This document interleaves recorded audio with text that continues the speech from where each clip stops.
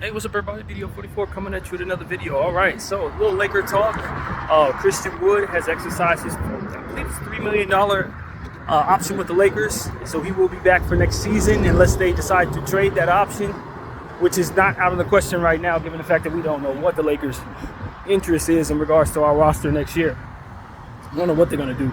But I liked having Christian Wood on the team. I like the idea of the roster looking different, even if we bring back a lot of these players, because of the fact that they will be used by a different coach who will likely have different visions for them as on the team. So I like that. In general, the idea of having Christian Wood on the team, so long as I'm not relying upon him for defensive interior presence, because obviously when the Dallas Mavericks were forced to do that, it was a failure. So as long as we can have enough on the floor to help him, and we can kind of have him focus on just what he does well, which is shooting the ball and dunking the ball and rebounding and that kind of thing, as a bench unit player, I don't think he can hurt us. I do wonder about how he's going to fare coming back from that knee injury, but given the fact that we didn't have him come back and play on it, even though he was available, tells me he can have a really good summer in reconditioning his body. And so I'd like to think that he's going to come back as healthy as possible going into next season with a lot to prove once again. So I don't think it's that bad. I'd imagine $3 million ain't too much to take up our cap space if we were to decide to keep him. It's not like that's a pain on our backside. And he was a good enough player for us to where I don't think anybody's really going to complain about that. I think most people are pretty fine with that, if not happy about it. So yeah, that's how I feel too. I'm completely fine with Christian Wood returning. I didn't expect anything else, an option like that. Given the fact that he is coming off that injury, I don't think that the market was going to be too kind to him right now. So I do expect players to pick up their option. I expect the same with Cam Reddish. I don't think he's going to have much of a market out there at all in the NBA. So him picking up his option is pretty much to be expected. It's a no-brainer. D'Lo Russell is the one we're waiting on. That one's not as obvious at this point, although the report said that he's likely going to turn that option down. I don't know if that's what we'll actually see end up happening there. I have my doubts about that. But we'll see what happens just the same. And as I said, everybody's going to have a different role next year because we're most definitely going to have a different coach. As most of you, if not everybody's aware, that we fired Darvin Ham last week and now have a list of new coaches that we're trying to pay attention to. Now, one coach I need to watch some footage on. I know that As It Stands did a video on a coach that is I'm not familiar with from the Boston Celtics. I don't remember what his name is right now off the top of my head, but a black coach, assistant coach from the Celtics that I'd like to know something about, because it seems like his name is starting to become more prevalent in some of these rumors about interviewing for our position. So that's the type of thing that I have no problem with. I'm not the guy that can tell you who the good coaches are. I think I'm self-aware enough to know that any name that I come up with is going to be more or less a casual name. You know what I mean? Like when I was early on in my basketball fandom, you think you know that a player's really good, but you don't know the context from which maybe he's aged some or coming off an injury and stuff like that. That's where I am when it comes to coaches now. You're going to hear me name coaches I'm familiar with, but that doesn't necessarily mean that they're the hot shot or that they're the best bet, or that they have the most upside or whatever the case may be with regards to coaches. So my intention is to just tell you guys that I'm not the guy when it comes to coaches. But what I do know is somebody knows something in regards to coaches. Hey, friend. Hello. Hey, good buddy. Good to see you, man. All right. And in regards to coaches, you just want to find people who really are knowledgeable about what it is that you need for your organization and who can manage stars very well. Because that's really what it's about. We got Braun, we got AD, and likely looking to bring in a third star. You're going to need to manage egos. You know, it's a good chance that the Lakers are going to be bringing in some past stars to kind of fill in their roster spot, guys that have probably been all-stars before, who are likely going to be on vet minimums now. You still got to be able to manage those egos. So that's a big part of it.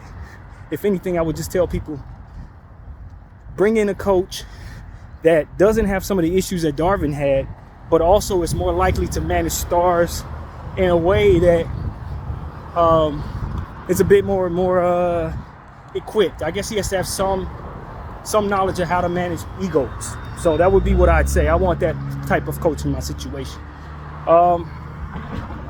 If anything, I'll tell you guys, the most important thing for me beyond coaching is just that we have a vision for what it looks like when it's time to rebuild and trying to put ourselves in a position to be able to execute a rebuild at any moment. That's really what my most important focus is as a Laker fan. I like the idea of always having a chance to win a championship. I understand that if we do things just right, maybe we can put ourselves in a position to build that. But right now, it doesn't look like we have enough, and I've said that many times. So the best thing to do is to try to already have it in place for your rebuild, to either be something that you're starting the process of right now, or at least starting to gather the things necessary so that when it's time to execute that rebuild, it can be a seamless process. That is what needs to happen.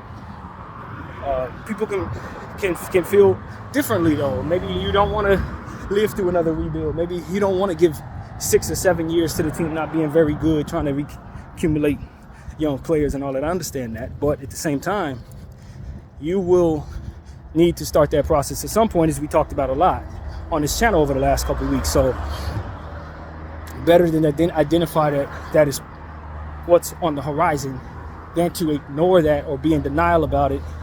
And then if something goes wrong, like LeBron James deciding to sign somewhere else, or like him going down with a season-ending injury or something like that at 40 years old, you're in a position to say, okay, let's pivot.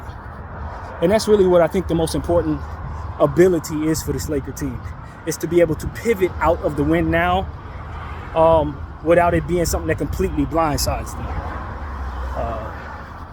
That's what I really want. And if it never becomes necessary to pivot out, then we'll identify that in due time. Maybe, I don't know how that would look, though, to be honest with you. To me, when you have somebody that's 40 years old, signed on for 3 years at a maximum amount of money, you always need to be ready to pivot out of that. And if you're not, then what I'm fearing is going to be possible. So that's why, it's tough, man. It's tough. You respect that LeBron James still playing at a high level. You respect that it makes a whole lot of sense to value him at a high price. You respect that he can still, in theory, be a big piece to a championship squad. I don't imagine he's a deterrent to winning. That's never going to be something I actually believe. But one thing that I am paying attention to is just the poise and the confidence of the Minnesota Timberwolves and how that contrasts against what we had going on with how we went up against the Denver Nuggets team, who we had just as much success against as the Timberwolves are having right now in the course of 2 games.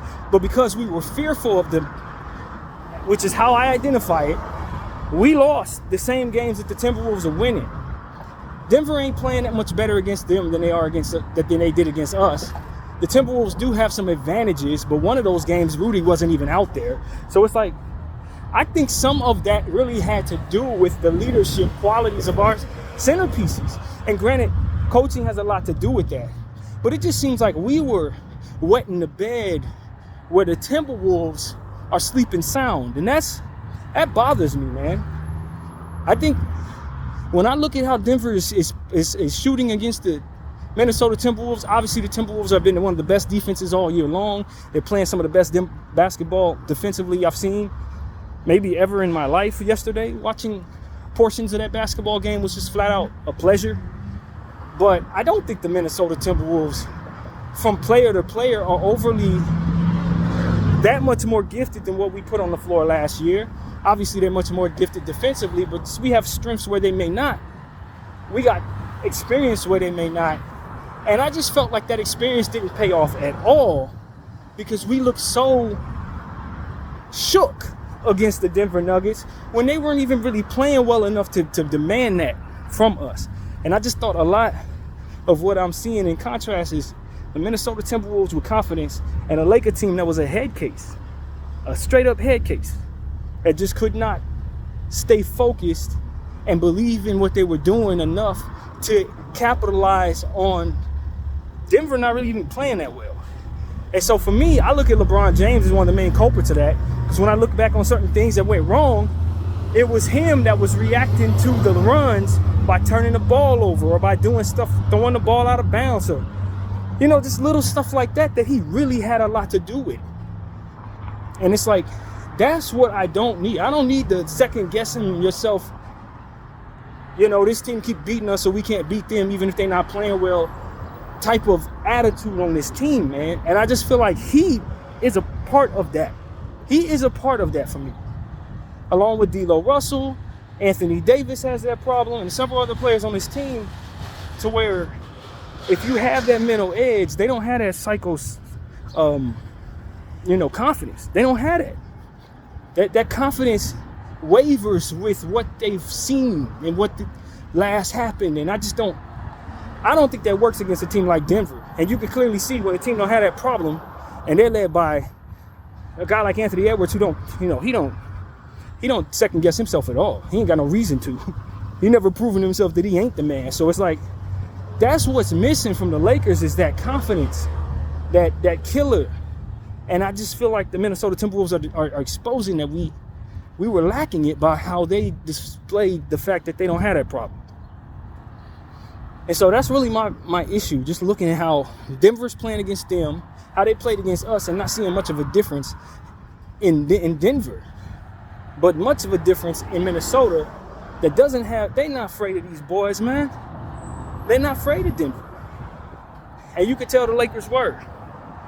And that's where I'm looking at it. I'm like, nah, man, that right there is about much of a problem as any other issue the Lakers have on the basketball floor. When you don't believe in what you're doing and you don't believe in one another, and you start making mistakes that reflect a lack of focus, or make mistakes that show a mental fatigue that usually is brought upon by just flat out not believing in what you're doing and continuously failing in what you're doing. I don't want that being what powers us forward anymore. I really don't. I already got enough of that on my team. You understand what I'm saying? And I think that's the problem. It's not the talent makeup of the team of the Lakers. It's the mental makeup of the team of the Lakers. You just got too many dudes that are just not naturally aggressive.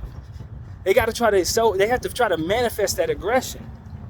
They have to try to manifest that confidence. Because otherwise, it's a team full of dudes that are not very secure in their basketball ability. If I'm being completely honest with you, never mind how talented they know they are. They've seen themselves fail so much as a group till when they go up against people who've beaten them, they can wig out at any moment. They truly will believe that they're going to get beat even when they're up by 15 to 20 points. It's like, bro, if we don't get that, if we don't purge that weakness from our organization, then we're never going to be good enough to win a championship no matter how much talent you bring to the table. So I understand the argument for bringing in a Trae Young, because in theory, he don't have that problem. He don't be confident no matter what. He's one of them. So I understand why you want to bring that type of mentality to your situation, because he's just psycho enough, confident enough to take all 5'10" of his height and still put up 50 points and 15 assists against whoever. You know what I mean? So that is the right idea when you talk about the type of mental makeup you want in your stars, who's going to have the ball a good 50% of the time. I want somebody like that having the ball a good 50% of the time. Because if you're going to try to beat who's out there now, a guy like Anthony Edwards, you had better have somebody like that on your team if you're going to have any shot at beating him going forward. You had better. If you're going to have any shot at beating a Jamal Murray, you had better bring somebody like that on. Because guys like Anthony Davis, LeBron James, that's not who they are. That's not who they are, man. And I just felt like that was really evident more so last night when watching a team that didn't have that problem against a team that just ain't playing well, ain't been playing well. Denver's been down in every half but one game these playoffs. At the half, they've been down against us, and they were able to win most of those games, of course. It's the exception of one. And against the Minnesota Timberwolves, who are just, they look like the Nuggets daddy, to be honest with you. After watching 2 games of that Timberwolves series, and they went up to altitude and sunned them boys. Sunned them. And I'm sitting up here saying, man, were you trying to tell me we couldn't do that? We that much worse than the Timberwolves? Hell no, we not. We just believed we were. as it pertains to beating the Denver Nuggets, and because they didn't believe, it trickled down to them executing poorly and all different other type of stuff that we can easily look at Darvin Ham and say he had a lot to do with. But that unit was not very good when it comes to that particular trait. They were low in that area, like confidence and, yo, I'm going to be crazy. I'm going to beat this team regardless. We don't care. I believe in myself. I believe in my teammates. Last mistake don't matter. Let's keep at it. Nah, that's not who we had. We had front runners. If everybody's cheering me, I can do it. If I'm motivated enough, I can do it.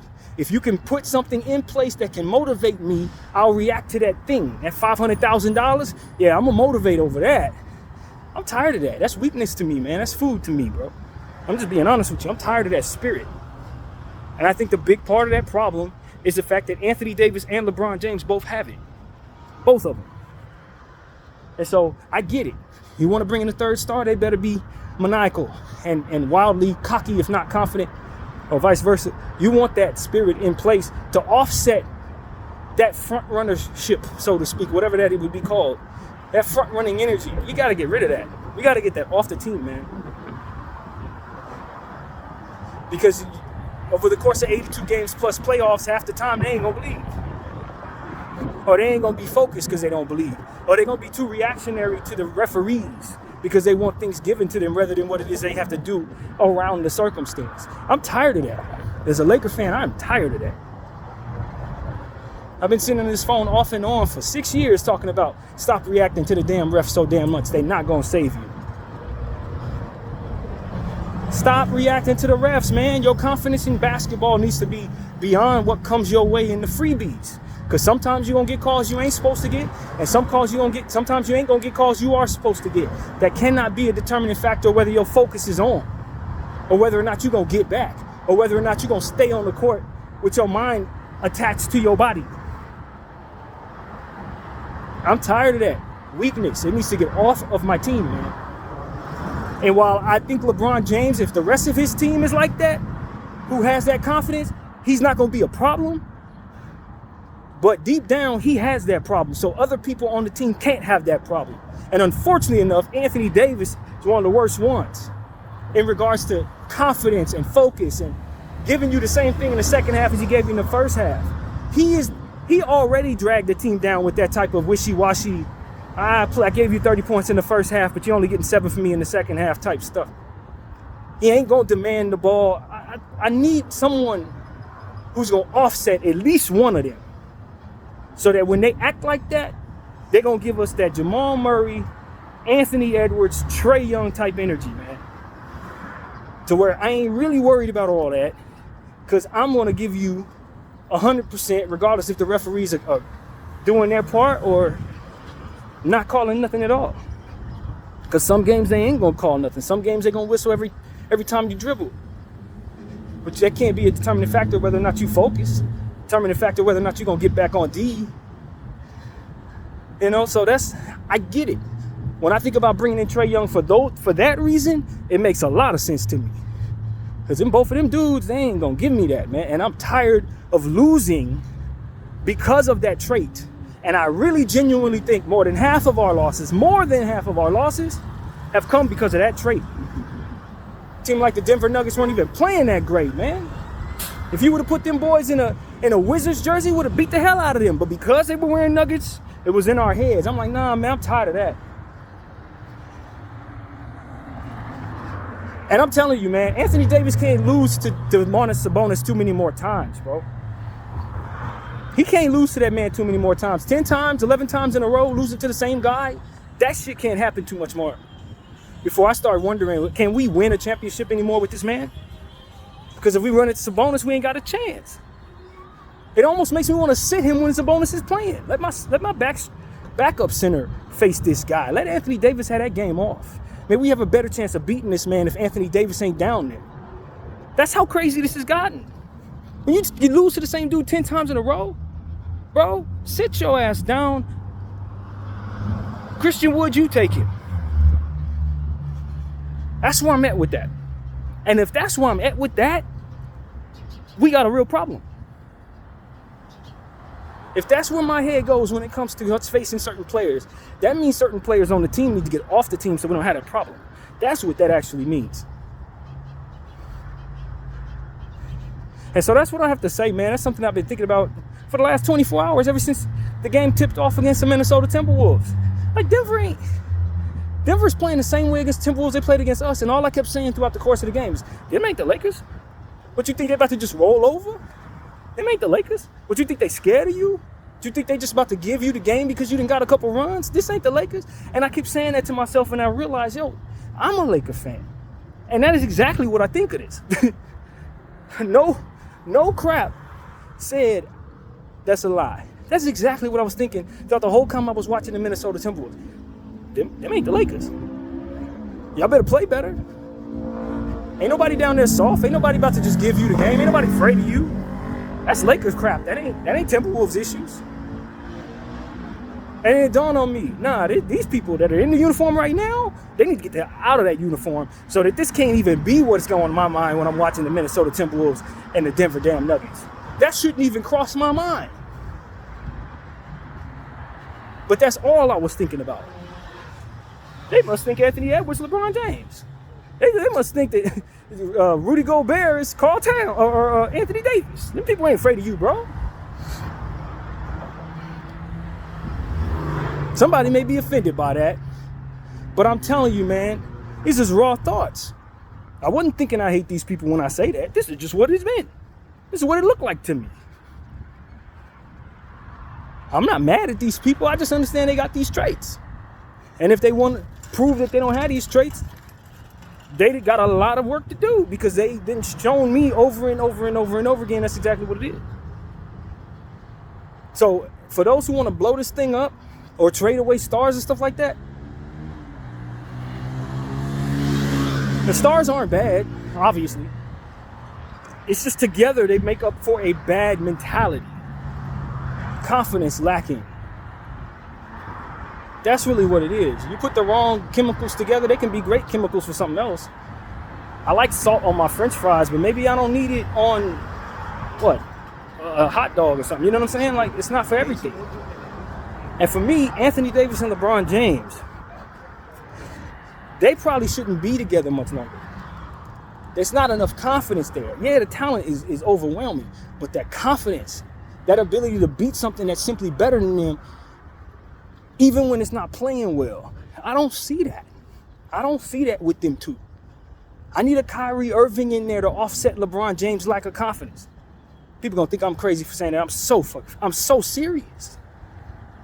I need a Drew Holiday to offset Anthony Davis's lack of confidence. Or you put them both together and they sitting there looking at each other like, we probably can't do this, can't we? No, you can't, man, because you don't believe you can. Because that trait needs to be offset by a Trae Young or somebody like that. And for me, I already put in $500 million into those two players alone or something crazy like that? There's no way. There's no way I have enough at this stage to bring enough of that confidence that's going to make enough of an impact. Because they eating up most of the damn cap. You see why I don't want LeBron James to re-sign for no $60 million a year? Because I need the confidence to be made up in another $30 million. But people don't want they don't want to sacrifice in that way, so they make us lose with their trades, bro. I'm tired of this. 6 years, we only been in the finals one time, bro. One time. You bring Anthony Davis, LeBron James to your team, you're supposed to be winning a lot. You're supposed to at least still be around the second round, bro. We are gone. And so when I start thinking about why that is, I look at old bad coach. I look at some of them role players, but I'm looking at them stars and I'm like, man, they didn't have the confidence. There were times when they was turning the ball over. It was times when they wasn't getting back. It was times when they didn't get the focus in against the referees who weren't calling whatever, however. Nah, man, I need that Anthony Edwards energy. Confident no matter what. Focused no matter what. I don't care what's going on. I believe in me first, then you. That type of energy needs to be on this team. And we don't have that. We don't have no killers. And then you make the third best player, D'Lo Russell, we know. But he's talented, but he got that issue. He got that issue. Sometimes D'Lo ain't showing up at all. He missed a few shots and he just disappeared. Where D'Lo at? I don't know. Other games he getting 44 points against teams that could easily be beaten without him. That's when he want to go off. It's like, bro, front runners, man. You put 3 front runners together and wonder why you out in the first round. I don't care how much talent they have. They don't believe. They're not self-motivated. They need other things to be in place in order for them to play well, other than just a basketball and a hoop. They need more. I'm tired of that, man. And I think they dragging some other personalities down that don't have that problem. I don't think Austin Reaves had that problem, but he showed that trait. And it's because he's surrounded by those type of personalities. Austin Reaves, you look at him by himself when he's out there, he's a killer, man. He ain't like that. But he looked like that next to them. I'm just being honest. He started developing that trait over the course of the year. He wasn't having that problem. And in the final game, I felt like we should have given him the ball more in the fourth quarter because he was the one going forward. I listened to a lot of pundits saying the only people who need the ball is LeBron James and Anthony Davis. Yeah, in a perfect world. But throughout the course of what we got going on, nah, we actually needed to diversify more. Because we had everybody in need of confidence boosters. Have a whole lot of self-motivated players. So for them, it's like, you got to get them their looks. You got to get them their touches. Maybe Austin feels like being the killer in the fourth quarter. You can't give the ball to Anthony Davis, who ain't taking nothing but push-up floaters that are bricking all the damn time. He don't have that confidence today. You got to go with. So that's the type of makeup we had. So I didn't really agree with those who were saying that we should only get the ball to Anthony Davis in the fourth and ignore a guy like Austin Reaves, because Austin Reaves is more of a killer in that way in certain situations. And we saw that in Game 5. So we can do away with that problem and then start creating the pecking order. Okay, Anthony and LeBron get the ball only in the fourth quarter. In a perfect world, like I said, if our team was structured for that from the beginning, yeah. But it wasn't structured for that. And not only that, but we have passive players as it pertains to passing the rock. A guy like LeBron James looking to get other people involved. He gonna let Norris Cole take the last shot. So you don't want to give him the ball a million times, expecting him to score a million times, unless he just feel like that. For which maybe once in a while he does. But the majority of the time he's looking to make the right play. And the right play may be getting the ball to your 7th most important player if he happens to be on the floor. I don't expect that from him. I don't expect him to give me 18 points in the fourth quarter every night. It's not his makeup. So when you have that being your star, yeah, you're going to get the ball to a million different people because that's what he naturally going to do. See what I'm saying? Now, if I got Kobe Bryant and Anthony Edwards on the same dang team, then no, none of them people going to touch the ball. And they shouldn't, because I got fourth quarter killers on the floor. But guys like Anthony Davis, LeBron James, second half, depending on how they feel, maybe they get involved. Sometimes, you know, Anthony Davis particularly, maybe he feels like playing in the fourth quarter hard, you know, maybe. Or he'll just focus on the defensive end. He want to turn into Rudy Gobert sometimes. Sometimes he want to be Kareem and Hakeem. Other times he want to be Mutombo. And you don't know when that's going to happen. So you just got to play it by ear. And if he don't have it like that, he only want to attempt 6 shots in the game, 8 shots in the game, then you got to get your ball to Austin Reaves. You got to get the ball to Taurean Prince, because that's how the team is structured. So for me, it's like, to be honest with you, just change the structure of the team so you don't have that problem no more. Just change what the DNA of this team is. And then we can get the ball to the stars in the fourth quarter. Blah, blah, blah, blah, blah. And then you don't have to worry about lesser guys taking big shots unless it's absolutely an open shot. But with us, fourth quarter, you got Taurean Prince shooting the ball over 2 defenders. Like, and LeBron be the one passing to him. Like, nah, man. I'm telling you, bro, I'm tired. I just don't believe in this. I don't. From an all-talent standpoint, like if they were simulated video game characters, hell yeah, I can win every game with these dudes. But with those spirits inside of those bodies, nah. Nah. And that's the problem. There's going to be a lot of unhappy player fans hear me say this. I'm just telling you like I see it. Talent ain't the problem. Capability, physical, that's a very, very small aspect of what I'm talking about. It's about how willing these guys are and how much they believe in a moment's notice. especially going up against people who already proven to overcome them. They just don't, bro. Denver overcame them 11 times in a row. 11 times in a row? And both of these dudes are top 75 players? No, there's something wrong with the construction of them being put together, man. They don't need to be together. Like, that's what that tell me. In Sacramento, beat this guy 11 times, 10 times in a row? 11 times in a row? Nah, they don't need to be together. You need to separate them. And so at some point in time, the Lakers are going to realize this. We're going to go through another season with this core. And if we don't bring the type of people to us, we're going to exit the same way we did. That's what I know. Something happened this many times in a row, it just is what it is, buddy. And for me, I like to nip things in the bud early. Maybe I exit too quickly. But if I ain't seen something 4 times not work in a row, I know it's time to make some changes. That whole situation with the Clippers and them going with Kawhi and PG anymore, I would have never played this season out. They'd have been gone last year or the year before that. I don't see nothing though 8, 9 times, 6, 7 times not work in a row for me to say, yo, this ain't working. I don't require that much data to form my opinion or to make a decision. And I don't always have it right, as I want to say again. I don't always have it right. Sometimes I may exit too quickly. But in this case, I'm where I'm at, man. I don't really want to see this no more. I don't really need to see this anymore, to be honest with you. So while I appreciate LeBron, I appreciate Anthony, I don't necessarily need to see them together anymore.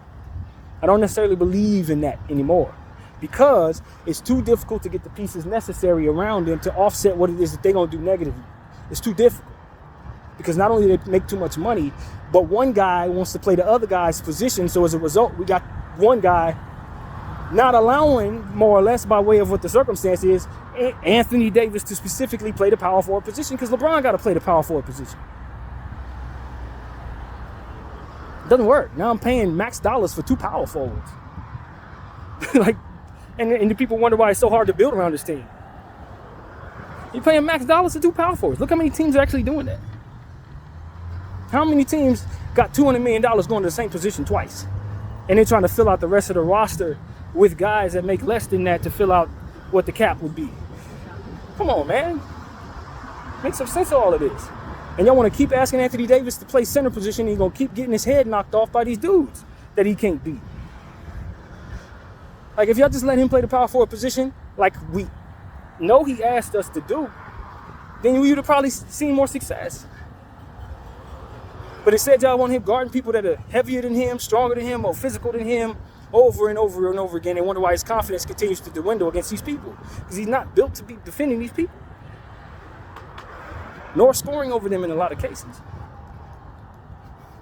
So, what are we doing?